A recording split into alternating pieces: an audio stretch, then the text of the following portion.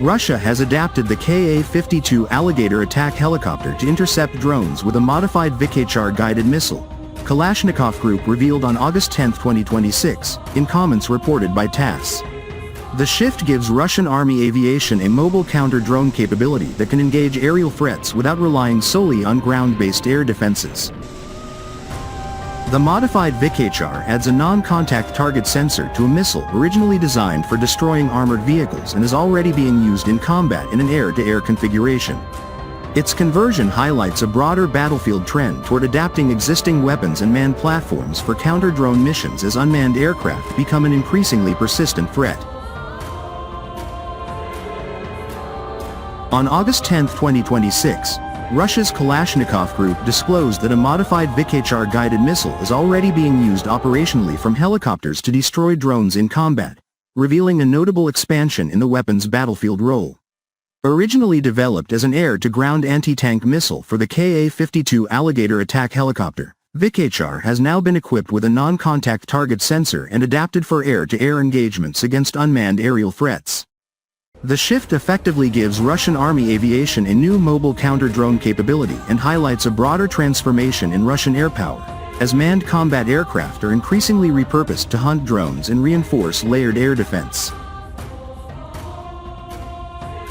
The significance of the latest Vikhr development lies not simply in the missile's ability to hit an aerial target but in the deliberate modification of an established anti-tank weapon for sustained air-to-air employment.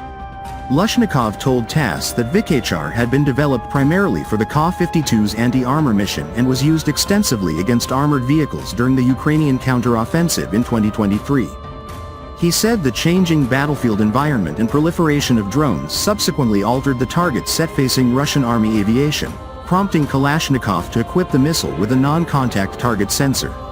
According to Kalashnikov, the modified weapon is already operating in an air-to-air configuration in combat. The missile retains its laser-based guidance architecture. TASS reported that the Vikhr follows a laser guidance path while the helicopter operator continues tracking the target and providing designation during the engagement. The new non-contact sensor is therefore particularly important because it appears to modify the terminal engagement mechanism without requiring a complete redesign of the weapon's underlying guidance concept. Kalashnikov has not publicly disclosed detailed performance parameters for the new sensor, making it impossible to determine its detection envelope or precise functioning from available information. The change nevertheless represents a logical response to aerial targets for which a direct physical impact may be more demanding than an engagement against a comparatively large armored vehicle.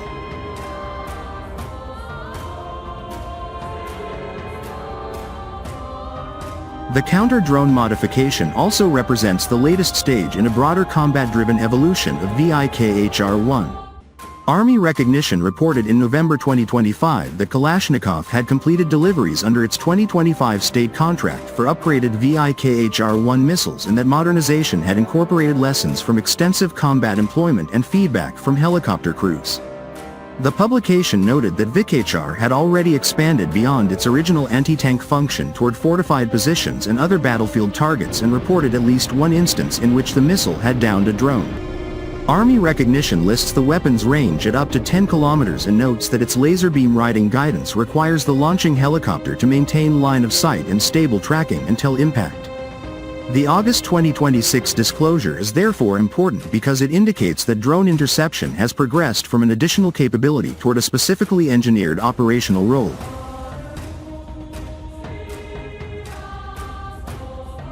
For the Ka-52, the modified Vikhr introduces a mission that extends beyond the helicopter's traditional anti-armor and battlefield strike functions.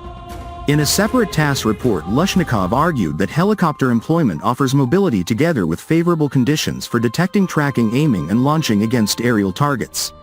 He specifically identified fixed-wing drones capable of striking targets at considerable depth as a target category for the upgraded missile.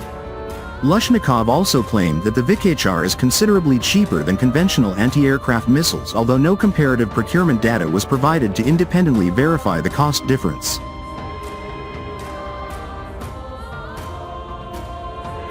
Operationally, this could position Vikhr-equipped Ka-52s as a mobile supplementary layer of air defense rather than as substitutes for dedicated surface-to-air missile systems. Helicopters can be repositioned toward suspected drone corridors, patrol designated sectors, and potentially exploit onboard sensors and external cueing to establish an interception geometry. Their ability to move independently of fixed air defense positions could be especially relevant against relatively slow fixed-wing drones approaching strategic or infrastructure targets from changing directions. At the same time, the concept carries limitations. Laser guidance requires continued target tracking, and helicopter sortie generation is considerably more demanding than keeping a ground-based interceptor on alert. The modified Vikhr appears better suited to selected targets and operational circumstances than as a universal answer to the full spectrum of drone threats.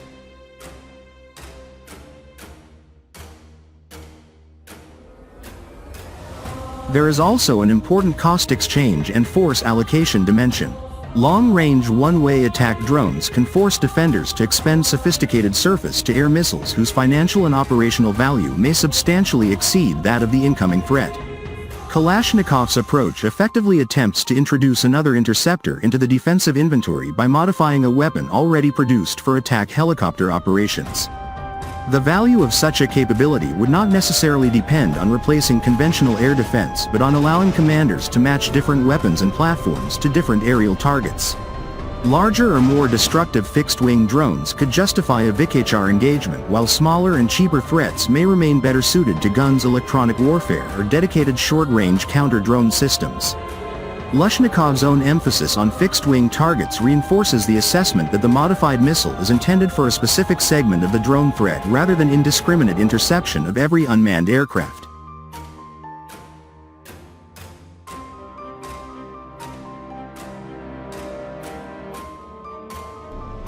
The Ka-52 development becomes more significant when viewed alongside other changes taking place across Russian combat aviation. In June 2026, Rostec confirmed that the modernized Yak-130M had gained a modern radar, advanced onboard systems, and an expanded weapons package including air-to-air weapons. Rostec explicitly identified the destruction of heavy-class drones among the aircraft's new combat missions, while TASS subsequently reported in July that the Yak-130M was intended to engage both ground and aerial targets, including heavy unmanned aircraft.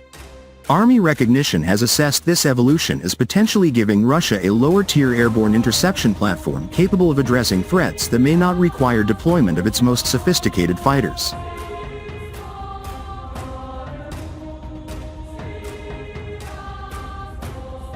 Kalashnikov's adaptation of the Vikhr from a predominantly anti-armor missile into a combat-used air-to-air drone interceptor illustrates how quickly the mission requirements surrounding Russian combat aviation are changing. The non-contact target sensor gives the existing missile family a more specialized means of attacking aerial targets, while allowing the Ka-52 to assume an additional mobile interception function alongside its established strike missions. More importantly, the development is occurring alongside the confirmed expansion of the Yak-130M into heavy drone interception, and indications that even high-end aircraft such as the Su-57 may be evaluated for greater defensive counter-air capacity. The emerging pattern suggests that Russia is seeking not one universal solution to the drone threat, but a broader portfolio of airborne interceptors capable of matching different aircraft weapons and operating costs to different categories of aerial target. If sustained, this shift could make drone interception and homeland defensive counter-air missions an increasingly important part of the operational employment of Russian manned combat aviation.